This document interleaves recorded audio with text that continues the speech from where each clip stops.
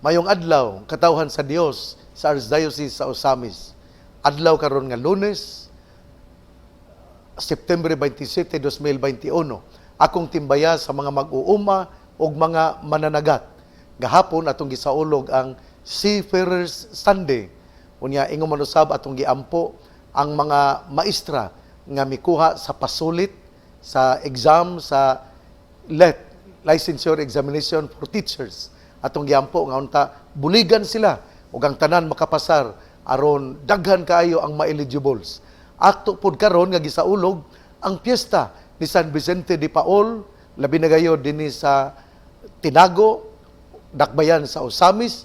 Akong timbaya ngadto sa tong barangay captain nga si Reque Puentes ug sa tanan nga mga lumulupyo dinha sa Tinago, mga devotos ni San Vicente de Paul. Ingon man usab sa ilang parish priest si Father Loy ug si Father Raul. Ingon man usab akong pasalamat ngadto ni Attorney Pearl Waminal sa iyang pagpadala og mga makaon diri sa Archbishop's Residence. Ngadto po ni Ma'am Merlin Cipres, igsoon ni Father Marvin Osminia dinhi sa dakbayan sa Osamis.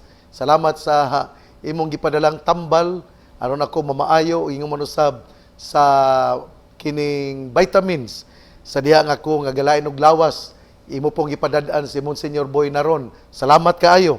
Ngadto po ni Alice Sagrado sa Jimenez.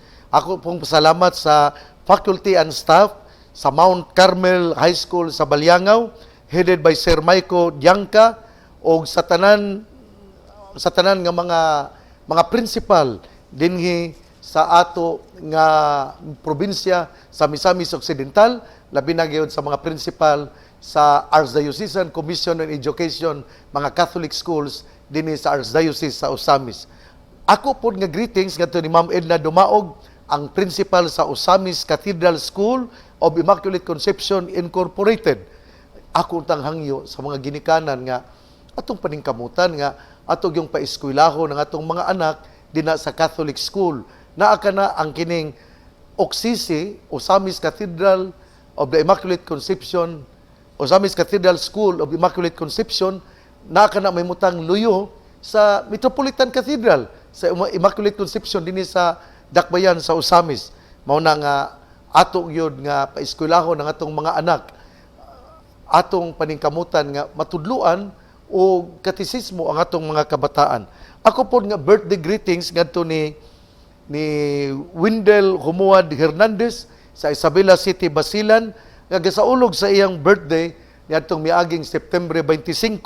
Ngadto po ni Ayan Veloso, akong birthday greetings nga nagsaulog siyang birthday sa miaging September 25.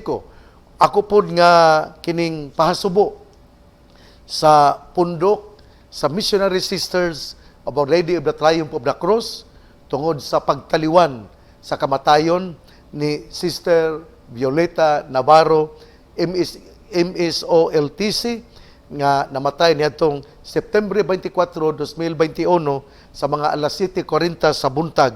Inautunta nga hatagan ikaw sa paraiso nga imong gipangandoy.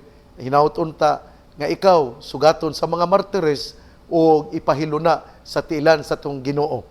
Sister Viol, pahulay nga dayon imo untang matagamtaman kay mao imong gipangandoy samtang buhi pa ikaw. Akong usbon nga karong adlaw September 27 atong gisaulog ang kapistahan ni San Vicente de Paul. Mao na nga akong greetings sa tanan nga mga Vincentian fathers ug sa ilang nga mga lumilihok, sa ilang nga mga katabang nga mga sa ilang apostolado. Akong greetings ninyo sa usa ka malipayong piyesta. Alas 8 sa buntag mudagan ako didto pero kanang kami-kamera daw o gamay lang ang mga tao tungod ni aming tanining COVID-19. Mao na nga sa alas 8 sa buntag mumisa ako pahanungod ni San Vicente de Paul. Kinsa magyud ni si San Vicente de Paul?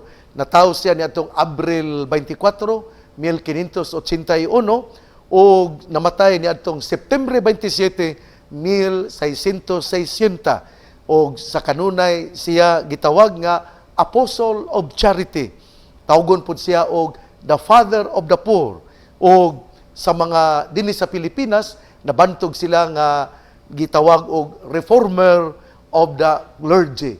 Tungod kay ang mga Vincentian fathers mao man gayud ang miumol sa mga diocesan clergy dinhi sa nasod nga Pilipinas.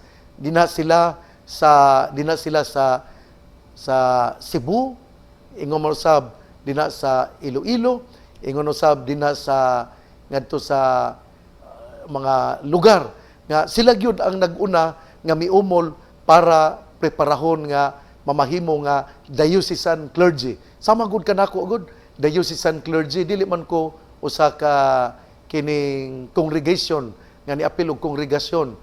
Usa ako ka diocesan clergy ug nagpasalamat ako sa mga Vincentian fathers kay ang atong gisaulog karon nga piyesta ni San Vicente de Paul, usaman ka tawo nga gitawag og apostle of charity, father of the poor, unya reformer of the clergy.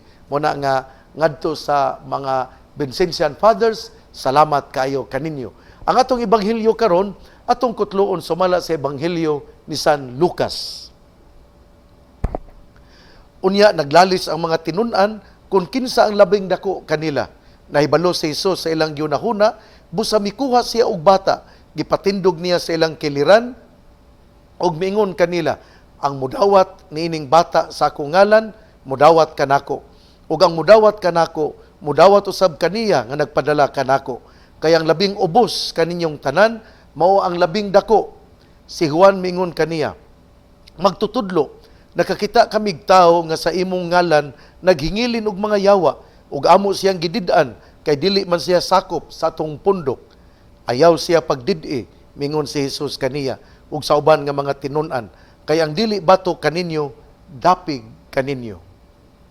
Ebanghelyo sa atong Ginoo, daygon ikaw o Kristo.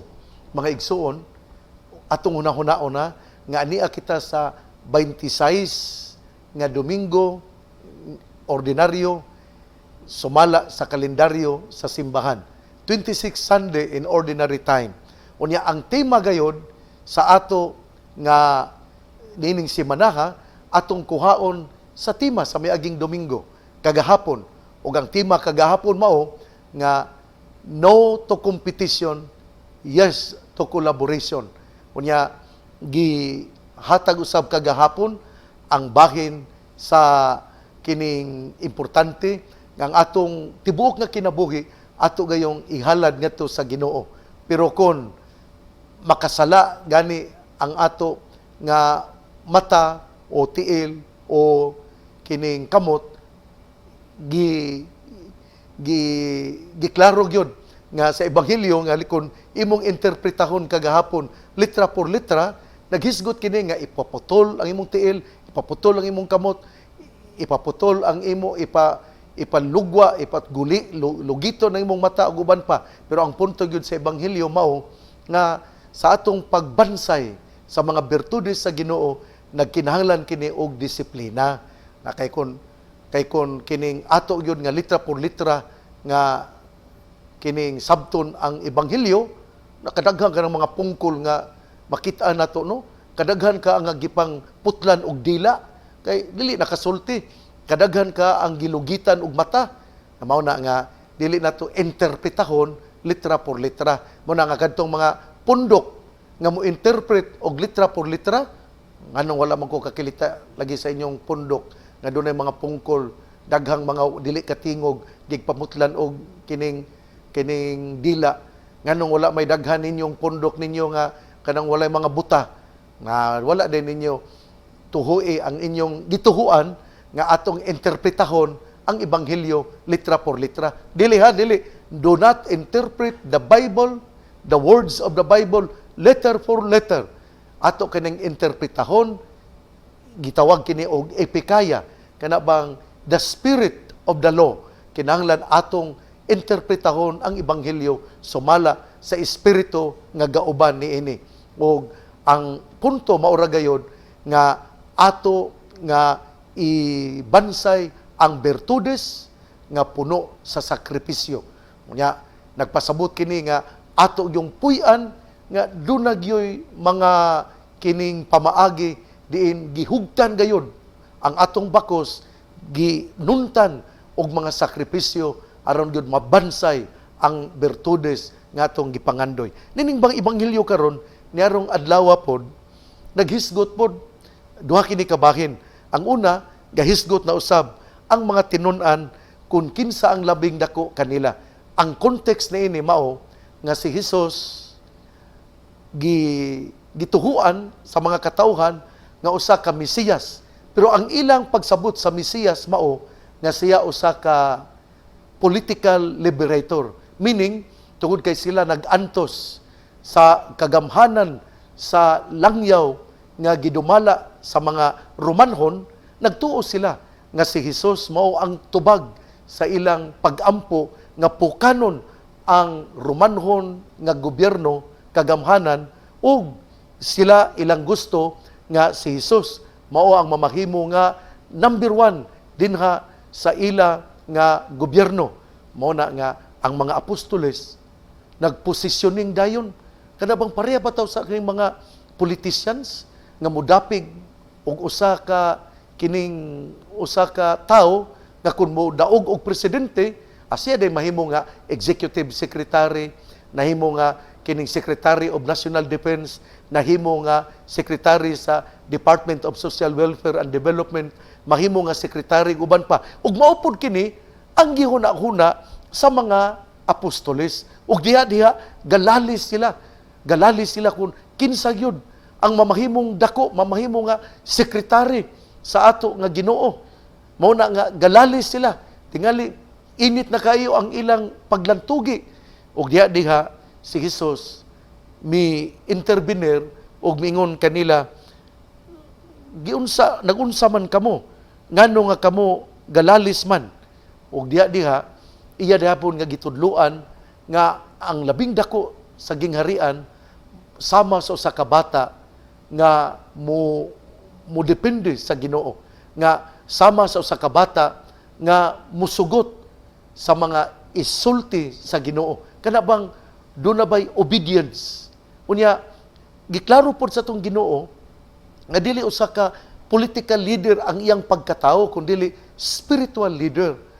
Nga siya ang anaay gahom sa langit ug sa yuta, apan ang pamaagi sa pagdala sa panggobyerno, iyang ihatag sa mga tao. Apareha gud karon gud, kung usa ka pare, mudagan pagka-mayor, mudagan pagka-konsihal, isuspend man siya sa iya nga pagkapari. Dili naman siya pamisahon, dili naman siya pahimuon sa mga buhatonon sa pagkapari. Gawas lang kon in extreme case nga doon na mga panghitabo nga dako kaayo o unsa pa diha, pero sa usual nga pamaagi ang usa ka pari nga moapil sa politikanhon nga kalibutanon nga politika, isuspend siya, dili na siya makahimo sa mga ginbuhaton sa pagkapari. Kung moapil sa lugaynon nga kining kompetasyon din na sa politika, dili siya hatagan sa katungod, dili siya isuspend ang iya nga pagkapari. Mao ni nga ang una nga istansa sa ebanghelyo gahisgot nga ang mga apostoles galalis tungod kay doon na sila'y mga political ambition, apan giklaro pod sa Ginoo pinaagi pagkuha og usa ka bata o giingnan sila, ang mudawat nining bataa sama sa akong ngalan, mudawat kanako, ug ang mudawat kanako mudawat usab kaniya nga nagpadala kanako. Kay ang kinaiya sa usa ka bata mauman ang pagpamati sa amahan, mauman ang pagsugot sa ipabuhat sa amahan. O kitang tanan, giauhag nga mamahimong mga anak sa amahan. O tungod kay anak sa amahan, dili gayod mamahimong masupilon sa amahan. Ikaw nga namati karon, matinud-anon ka sa imong pagkakatoliko Romano. Kung ikaw matinud-anon, sa ato pa di ay mamati og mutuman sa ipabuhat sa ato nga simbahan. Mutabang ka sa mga kalihukan sa simbahan. Musimba ka inig Domingo. Mutabang ka sa mga programa sa simbahan. Hinaut-unta nga dili lang ikaw mutabang kundi muampo usab ngadto sa amahan aron panalipdan ang simbahan ug mamahimo nga maanindot ang dagan niining mao nga tong lokal nga simbahan dinhi sa Archdiocese sa Osamis sa probinsya sa Misamis Occidental.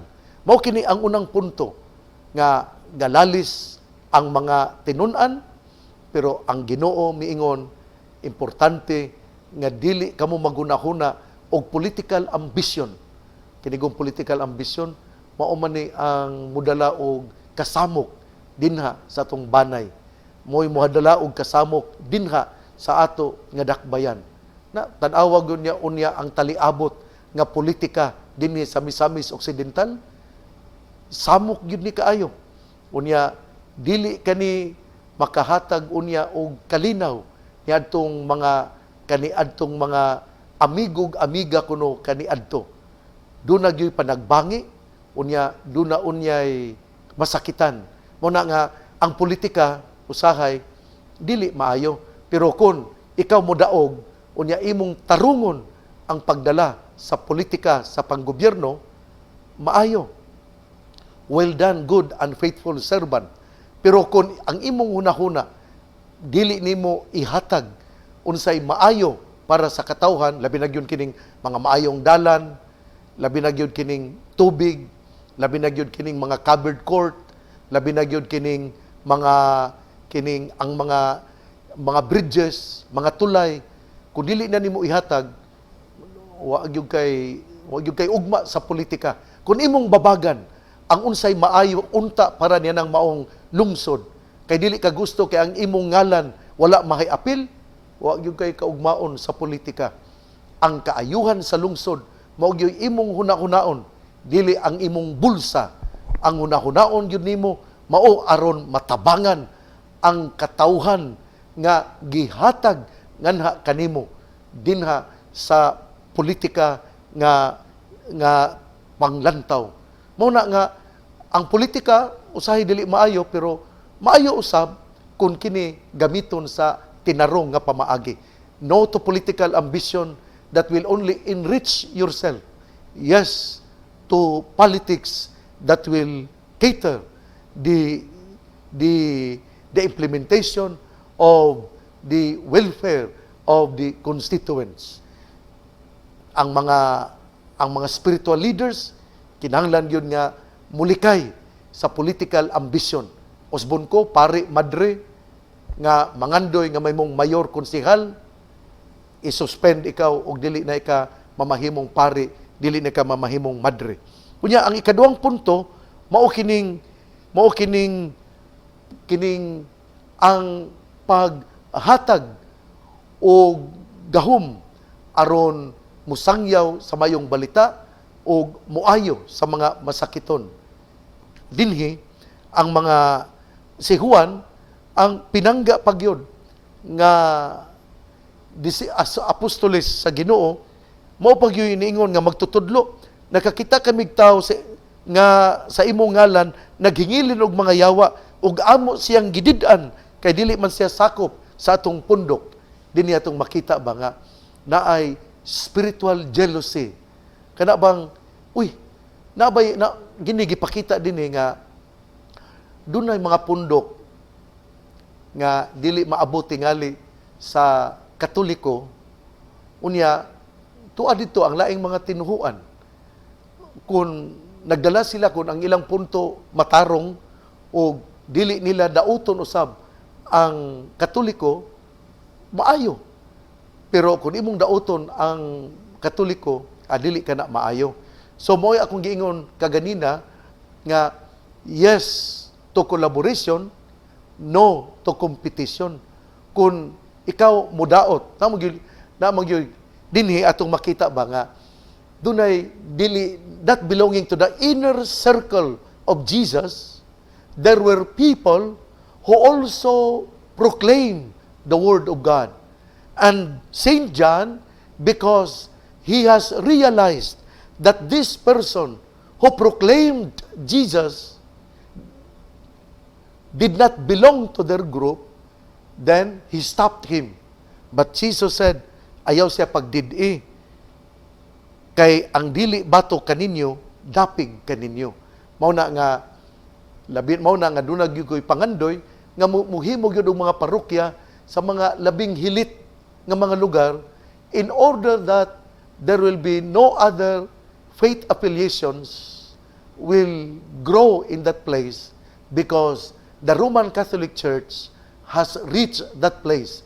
Mao gini pirming gisulti sa Santo Papa nga go to the periphery, go to the balangay, og dili lang ka magpaabot din sa lungsod. Duha ka punto, mga igsuon ang atong ebanghelyo karon. Una, nga dili kita magkompetisyon, no to political ambition, kundili atong paningkamutan nga doon na kita'y obedience ngadto sa atong Ginoo, sama sa kabata nga gikuha kay ang mga apostoles gaaway na political ambition. Ikaduha, ka atong paningkamutan nga madala ang pulong sa Dios ngadto sa labing hilit, ug dili nato did-an ang uban nga pundok nga magwali kun kini subay sa pagtulunan sa Katoliko Romano. Igsuon, ang mayong balita nga mao ang pulong ni Hesus, ang ayang pamation, pamalandungan, ug paningkamutan nga mapuy-an. Mulahan ang tawo nga namati sa pulong sa Ginoo. Sama siya sa kahoy nga gitanom, daplin sa usa ka sapa, kansang dahon dili gayud malaya. Timpo sa timbunga, siya mamunga. Igsuon, ugma na usab. Akong usbon ha, piyesta karon ni San Vicente de Paul, September 27, 2021, ug ang atong patron, si San Vicente de Paul, dina sa Tinago, uban sa atong pari nga si Father Louis Tria ug si Father Raul, ingon man usab sa ato nga barangay captain si Sir Ricky Puentes, ang ato nga patron si San Vicente de Paul, natawo sa Abril 24, 1581, namatay sa September 27, 1660, o siya gitawag nga Apostle of Charity og the Father of the Poor and Reformer of the Clergy. Inaut-unta nga ang pangaliya sa mahal nga Birhen Maria nga gisangpit sa mga misamisnon nga Birhen sa kuta, ang Ginoo magapanalangin kanatong tanan. Sa ngalan samahan, sa Anak ug sa Espiritu Santo. Amen. Ako di ay nga birthday greetings sa anak sa akong agaw, si Ma'am Rosie Curayag. Ang iyang anak magsaulog sa iyang birthday karong September 29. Nga gipalitan pa yung bag-o nga sakyanan. Akong gipanalanginan gagahapon, Domingo, ma'am, kanindot sa imong bag-ong sakyanan. Kunya, i-gift daw to niya sa iyang anak nga nag-birthday. Mag-birthday karong September 29. Happy birthday na lang, kay wala man masulti ang pangalan nimo, pero sayod ikaw, kinsa ikaw, o happy birthday Mr. Curayag. Sa dili pud nako ni tapuson ang akong pamalandong, tuguti usab ako nga mo greet og belated birthday greetings ngadto sa atong pinangga nga Padre Cura dina sa San Antonio Abad, parokya ni San Antonio Abad sa Labo, Dakbayan sa Ozamis, si Father Gistone Gonzaga. Father Gistone Gonzaga, salamat sa imong pagkamanggihatagon, salamat sa imong kaayo, salamat sa imong pagkapari nga puno sa apostolado. Ingon man usab akong advance birthday greetings ngadto ni Ma'am Norma Cocos nga magasaulog siyang birthday karong Pitsa 28 ugma Martes. Inautunta nga ang Dios sa kanunay magapanalangin kanimo, Ma'am Norma Cocos, ug padayon sa imong apostolado pagkakatikista.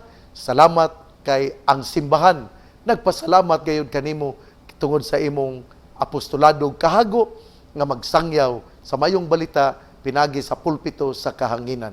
Ngadto kang Ma'am Norma Cocos, advance happy birthday, God bless, mabuhay. Natong tanan, atong iampo nga unta mawala na ang COVID-19 o mawala na kining sakit. Mama Mary, tabangi kami. San Vicente de Paul, igampo mo kami. Happy Fiesta, God bless.